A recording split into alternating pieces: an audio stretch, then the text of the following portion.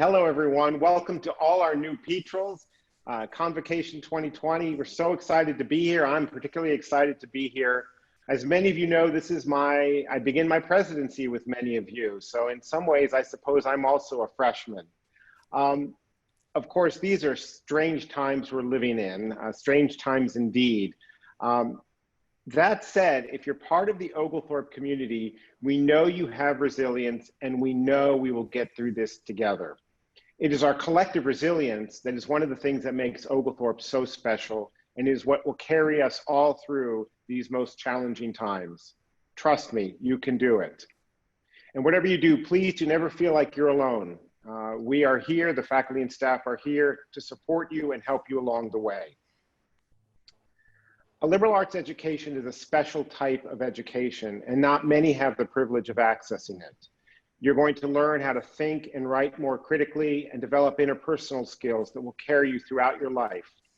Put another way, the progressive and innovative nature of Oglethorpe's approach to education is grounded in the liberal arts. And when I think about the liberal arts, I'm reminded of the British philosopher Gilbert Ryle, who identified two types of knowledge: knowing that and knowing how. He indicated that knowing the parts of a bicycle is not sufficient to be able to ride a bicycle.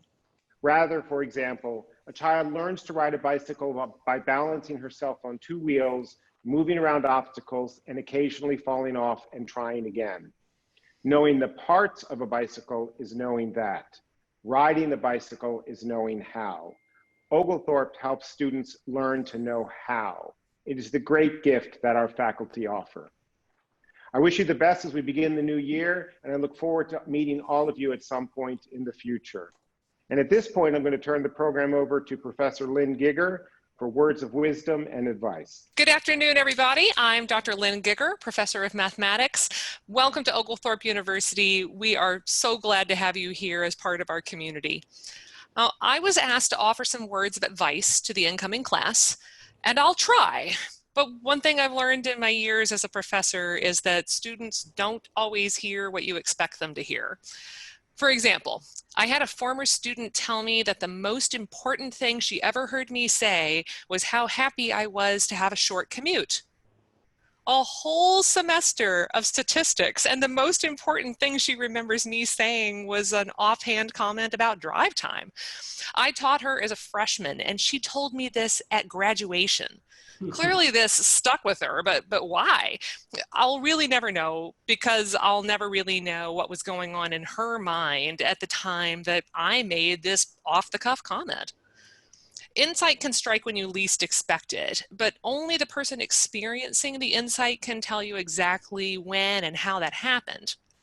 So rather than trying to provide you with a pre-planned nugget of intended wisdom, I'd like to describe one of the times that I got to experience that kind of unexpected aha moment. About 10 years ago, an organization that I belonged to was experiencing some serious interpersonal conflict. As a response, we decided to craft a covenant of healthy relationships, an explicit statement of how we wanted to treat each other, both when we agreed and when we disagreed.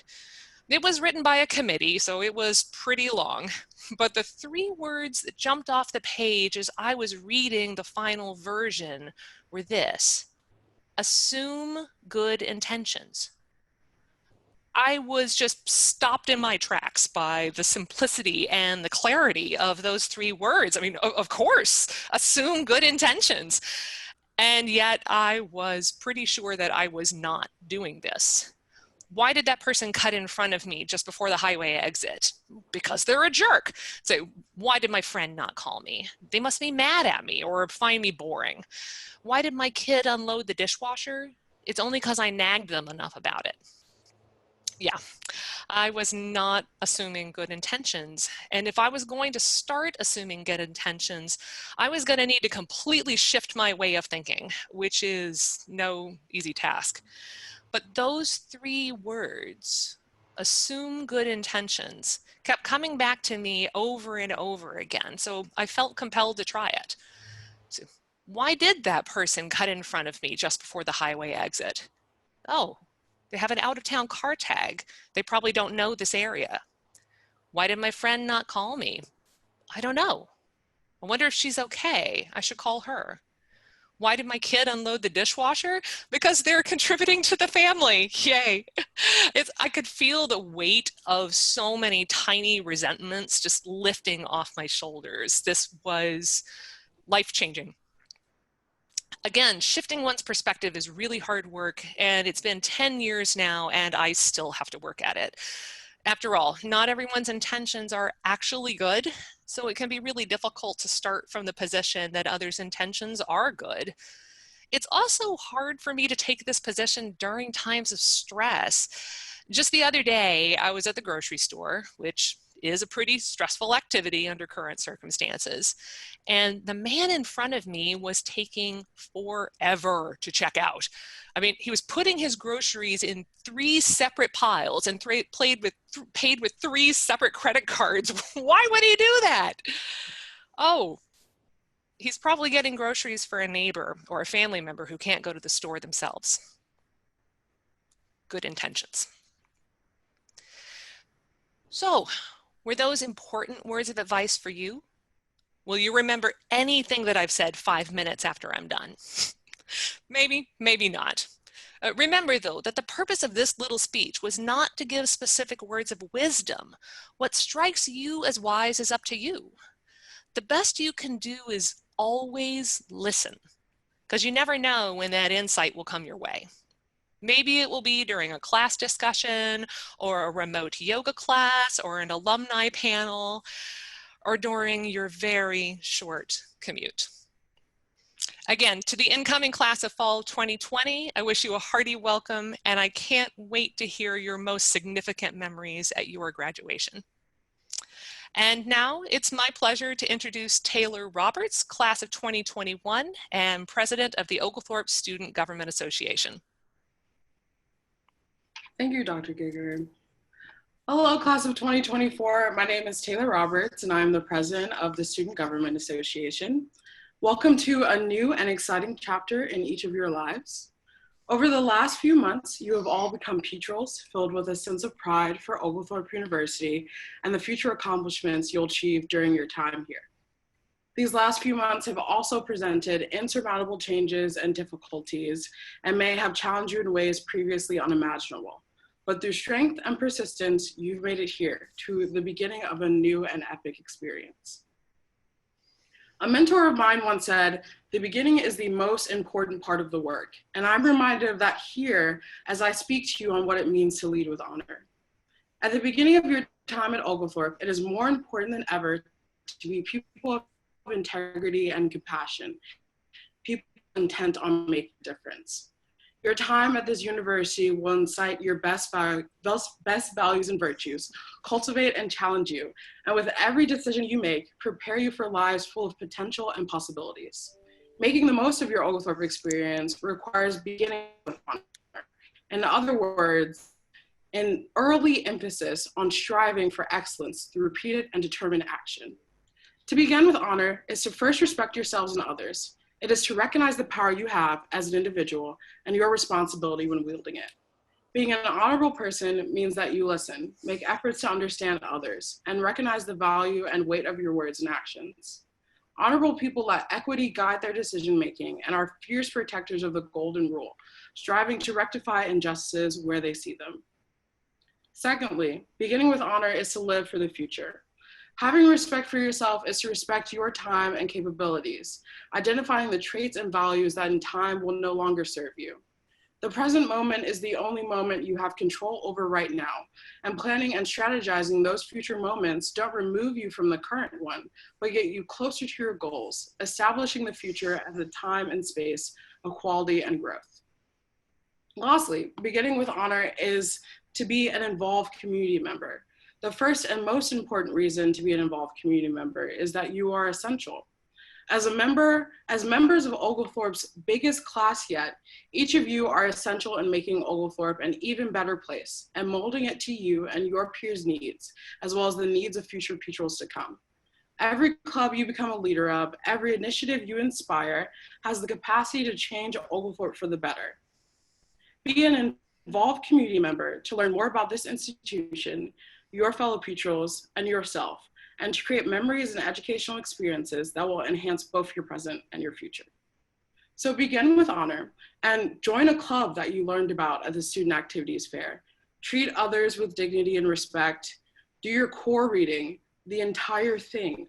Pursue career building internships, act responsibly, be accountable, lead with honor, and your potential to achieve the extraordinary is limitless. Thank you. I'll now hand it over to Dr. Powell, Director of the Oglethorpe Singers.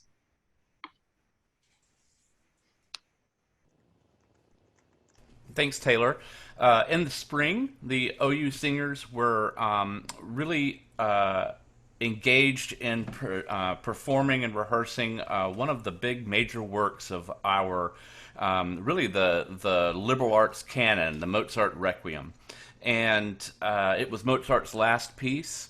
And on our final day together in March, when we were all kind of sent home off campus, we were rehearsing it. And we actually rehearsed the number that you're going to hear in a second.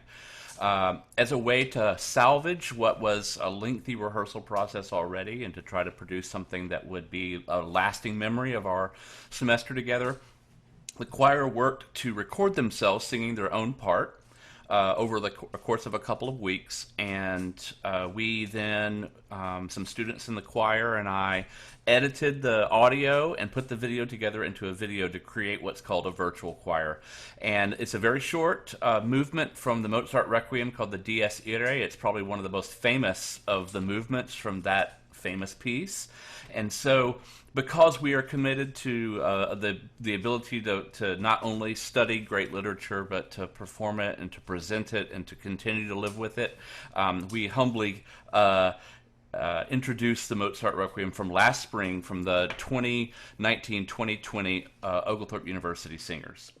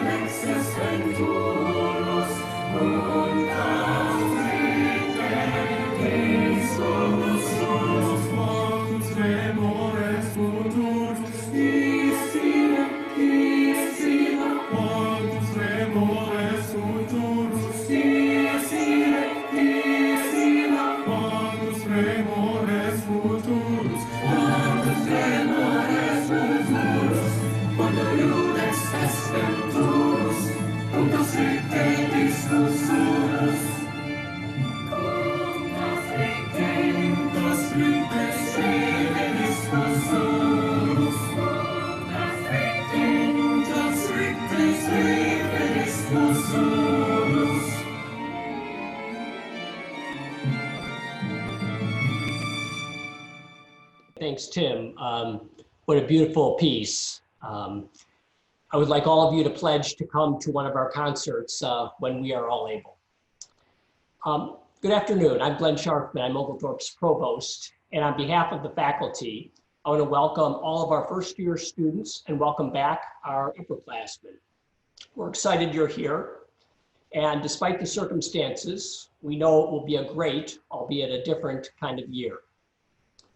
I want to acknowledge that today is the 19th anniversary of the terror attack that left thousands dead, including one Oglethorpe alum, John Salamone, for whom our back soccer field is named for. And I also realize that for most of our first-year students, this event occurred before you were born. This afternoon, I want to take a few minutes to talk about three things: a book, our faculty, and your education. I moved offices this past year to the second floor of Lupton, And please come visit me when you're able. And when I was reshelving my books, I saw I had a copy of Camus' The Plague from college. Looked old and beaten up. But when our plague hit, I took a second look at it. And I tell you this story because I want you to think about your college education as more than simply a means to an end. And the great literature endures for a reason. So Albert Camus wrote The Plague just after World War II, and the book for me has two main messages that resonate today. And I'm quite sure many of my colleagues, Drs. Lutz, Winter Parks, and Prince, know much more about Camus than I. But the first message that I got from The Plague is that the story is very similar today. It's about a disease, a plague that afflicts the Algerian city of Oran. The attitudes of the citizens and the government seem eerily parallel to what we are seeing here. There is confusion, fear, scapegoating, panic, anger, in any effort to survive and to thrive amidst the death. We're not the first to see a plague, and we surely will not be the last. At the same time, Camus was using the plague as a metaphor to talk about humans not speaking out in the midst of evil. He saw many in his country, France, either collaborate or put their heads in the sand in response to Nazism, which was for him a great plague. Camus did not believe that one can remain neutral in the face of deceit and treachery, but too often they do. Our citizens work hard, but solely with the object of getting rich, Camus wrote. Their chief interest is in commerce, and their chief aim in life is, as they call it, doing business. He observed that unless it directly affects an individual, most prefer to keep their head down and follow the path of least resistance. You too are growing up in a time of unrest, political polarization, economic inequality, fake news, systematic discrimination, global warming, natural disasters. This is not new. Camus' generation had similar challenges, and his call to choose sides, to take action, and to work for a better world is germane today. He would ask you not to choose neutrality in times of peril. He writes that the plague never dies or disappears for good, that can lie dormant for years and years, that it bides its time, and that perhaps the day would come when for the bane and the enlightening of men, it would rouse up its rats again and send them forth to die in a happy city. And he concludes with this quip, which I find salient today. There's no question of heroism in all of this. It's a matter of common decency. That's an idea which may make some people smile, but the only means, he says, of fighting a plague is common decency. And may it be so. I think we learn much from studying the ideas of the past, which might equip us with the tools for dealing with the present. Second topic, our faculty. I can almost assure you that you will find yourself at one time or another, maybe yesterday, maybe Monday, confused or bewildered in a class. And maybe this is even more so on Zoom, I'm not sure.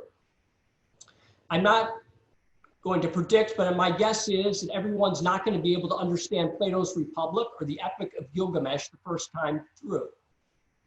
Rest assured, you are not alone, and that we are here to help you. And please know that many of us did not understand these texts the first or second or third time through. The faculty at Oglethorpe are your greatest advocates, but you need to be proactive in talking to us, both when you need help and even when you don't. I assure you, you won't regret it. These are individuals who are not only really talented teachers, but really interesting people. And I say this all the time each year when I go through a litany of things that our faculty do and are. We have master chefs, potters, artists, an Olympic caliber table tennis player, an actual Olympian who competed in the Olympics, We have people who love to dance, to sing, to bake, to run, to do yoga, to paint, to swim with sharks, really, to sail, to scuba, to ride horses, train dogs, to travel, to read, to game, to keep bees. We have a licensed beer taster, just talking about good intentions, a poker player, a pool champion. We have faculty who write poetry, read the Bible. We have vegetarians, vegans, and veterans, conservatives and liberals, and Jeopardy champions. We have runners, walkers, and joggers. We even have 2 faculty who love professional wrestling. Their names will remain anonymous, but I think that they will tell you.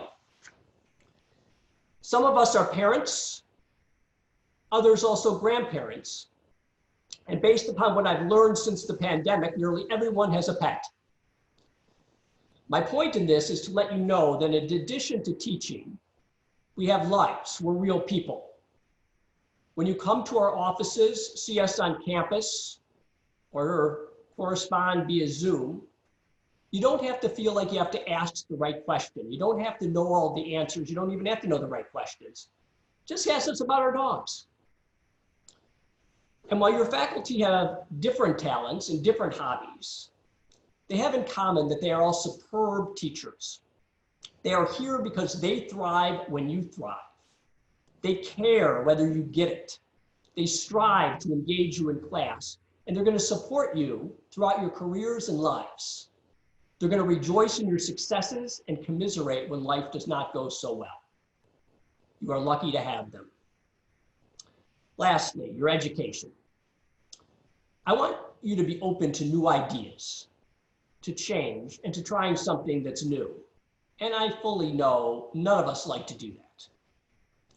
No matter what your major is, please consider studying abroad when we can, presenting a paper or poster at our Liberal Arts and Sciences Symposium in the spring, performing service in the community, doing an internship. I don't believe any Oglethorpe student has regretted any of these. As a faculty, we're not here principally to fill your head with knowledge. The comment that President Ladany made about knowing that and knowing how is really important. Knowledge is more accessible to you than ever.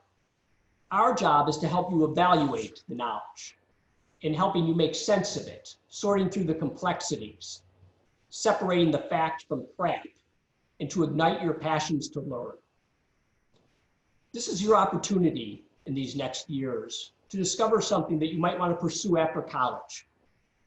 We know that you will likely develop at Oglethorpe interests that you don't have now. Students come to college not knowing much about fields like philosophy, sociology, film. But what you learn in these classes, I assure you, will stretch your mind and compel you to see the world differently.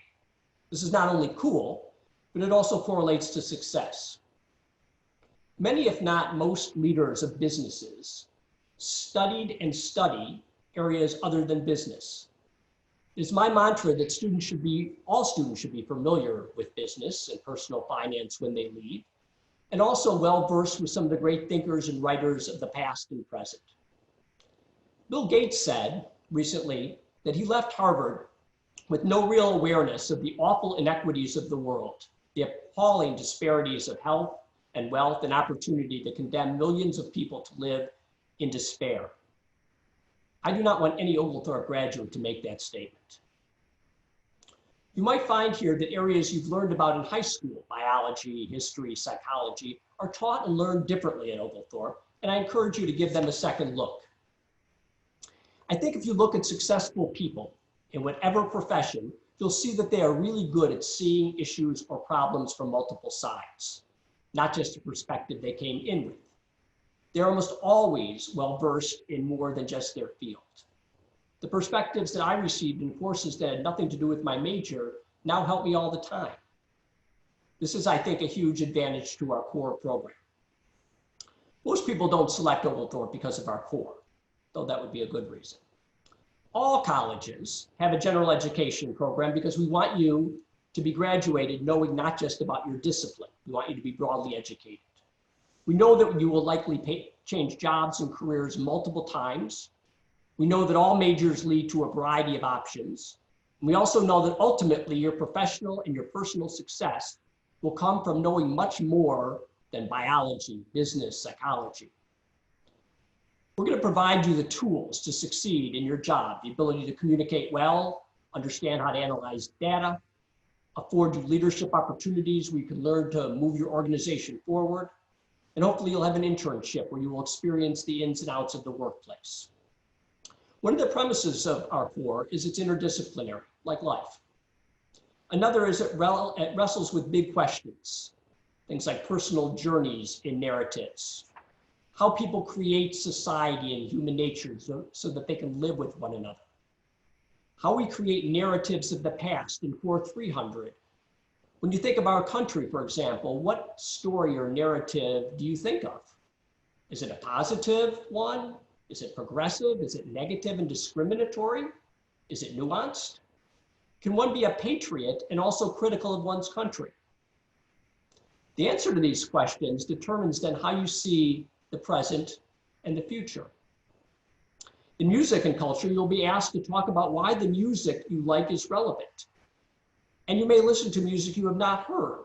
Some of you may have heard that Mozart piece many times before. For others, it would have been your first time. In Science Core, you will talk about scientific truth. Is it okay to say that the climate is not changing because someone you heard said so? Or after all, there's two sides to everything. I could go on, but you get the idea. We're not going to ask you to agree with all of the authors you read, nor all the faculty that you have in class. We have conservative folks here and liberal ones. We do not agree about a lot. Just come to a faculty meeting. But I would like to think as a faculty, we do all agree that seeking the truth through careful reading and understanding of the sources is important. That examining one's own life is critical, as Socrates intimated. And that developing a meaningful and ever-changing view of the world is what we want for you. We want you to challenge us if there are ideas put forth that you do not understand or accept. It's our job as faculty to put those ideas before you, and your job to evaluate them by thinking critically. We have a great track record in providing you with a terrific learning environment, and now the job is yours to take advantage of it. You're already bombarded with lots of information, right?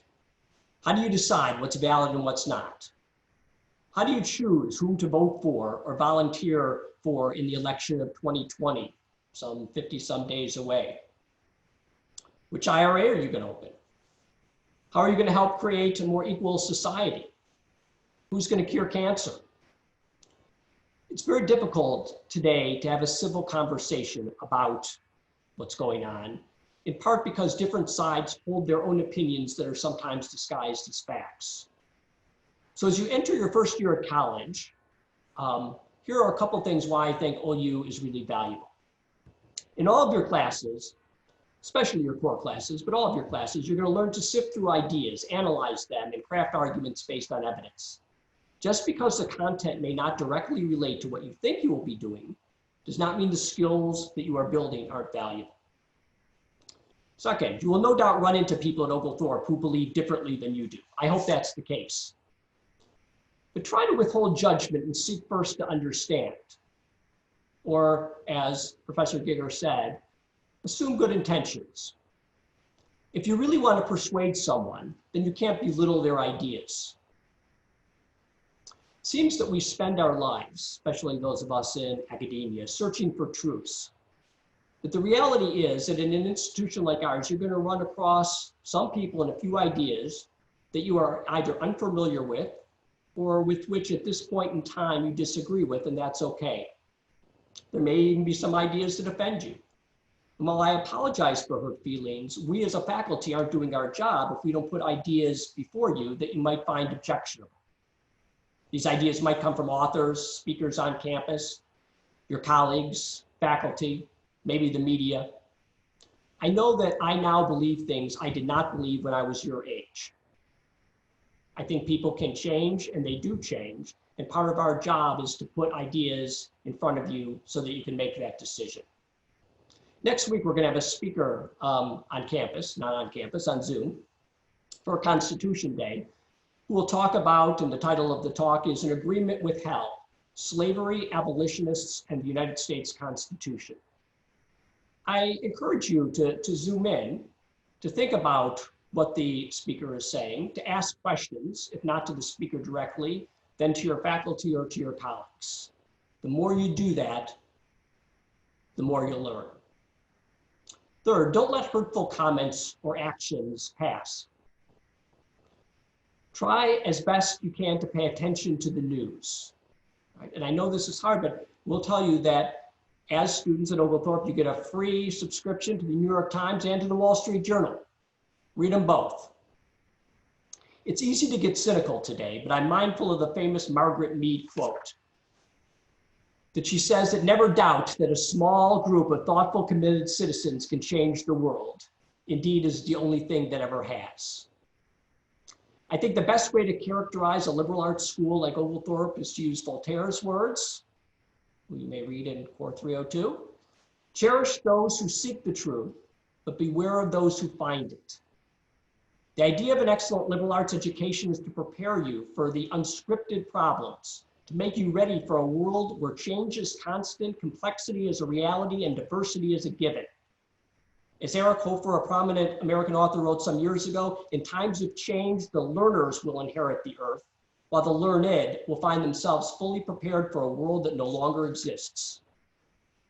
We all have a difficult job. Learning new things is not easy. It can be frustrating, but it's really important.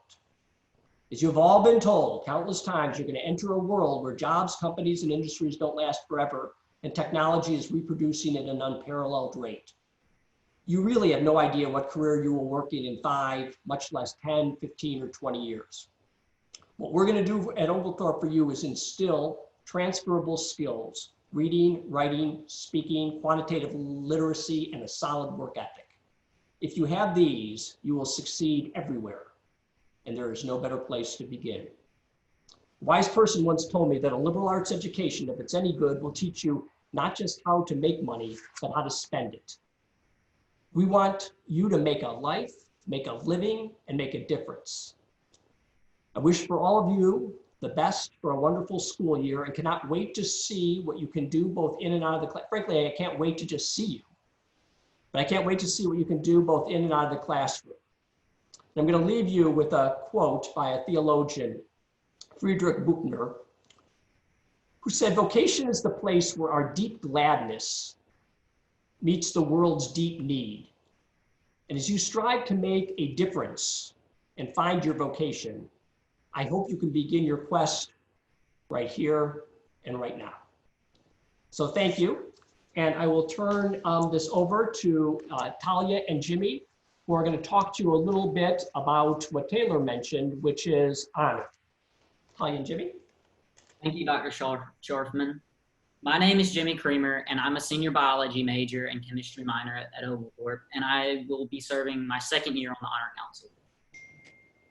Good afternoon, everyone. I'm Talia Weinstein, a senior biology major, psych minor, and I'm also serving on the second year of Honor Council. Before we dive into what the Honor Code is and what the Honor Council is, we'd like to discuss with you about what academic honesty is. Persons who come to Oglethorpe University for work and study join a community that is committed to high standards of academic honesty. The Honor Code contains the responsibilities we accept by becoming members of the community and the procedures we will follow should our commitment to honesty be questioned. Some examples of academic dishonesty include rephrasing without citing, using outside resources without instruction, plagiarizing, forging numbers on a data set, and using exams from people who have taken the class previously. So what happens if you're caught up in a situation and get submitted to Honor Council? We'd like you to have a little bit of background information about who makes up the Honor Council. The Honor Council is made up of 12 professors and Oglethorpe peers who are elected by the community. We work to get your side of the story and to learn and evaluate before any judgment is placed. If you get called upon the Honor Society, the best approach is honesty. We want to hear your side of the situation. The purpose of the Honor Society is to listen and evaluate and assess the situation. And then we also want to help you learn and grow and develop into society, and to leave you at Oglethorpe with better decision-making skills. In the electronic world we're currently in, with all of our classes on Zoom, we're going to trust you, but please remember to uphold academic honesty. As a reminder, your professors are only an email away, so if you have any questions, it's a really simple click. The Honor Code is here to help you grow, not only as an individual, but as a member of our community at Oglethorpe and within the community after you graduate.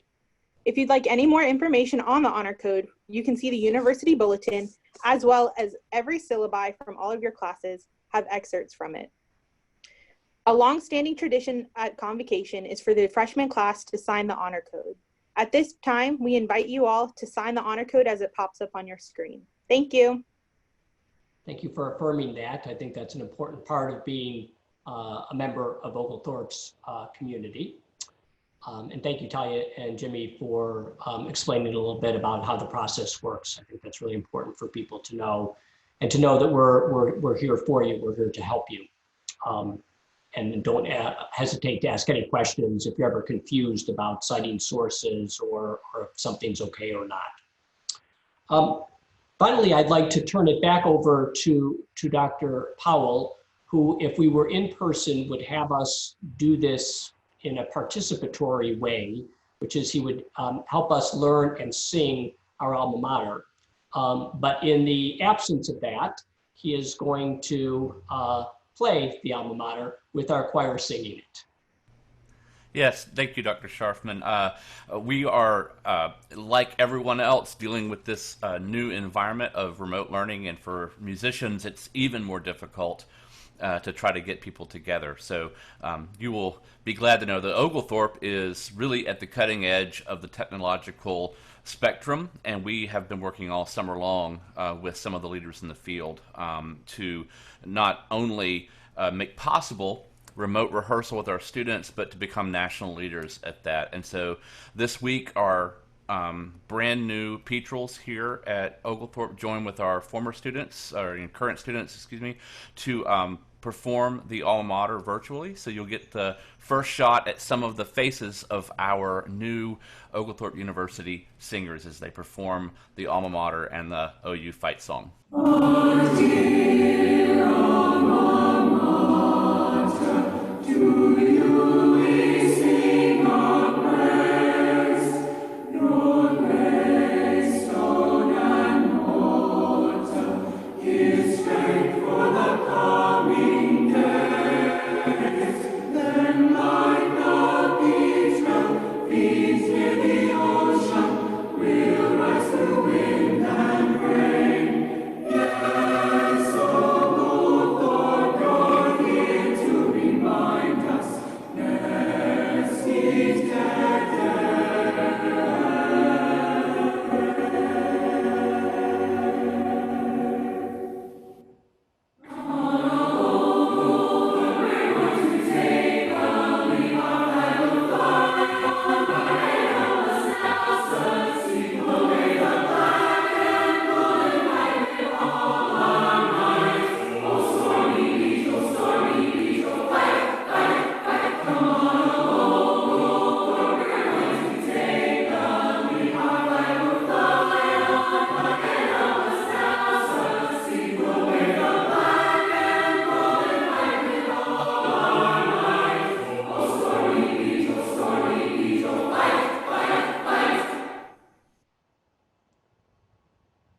Thank you, Dr. Powell. That was inspirational and a little surrealistic. And I don't mind saying that I would have rather been in person having you teach that to us. But in the absence of that, thank you for that work. It's a beautiful song.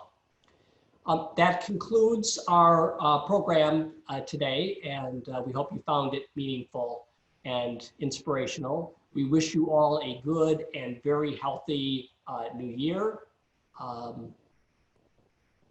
And that will close our program. Thank you.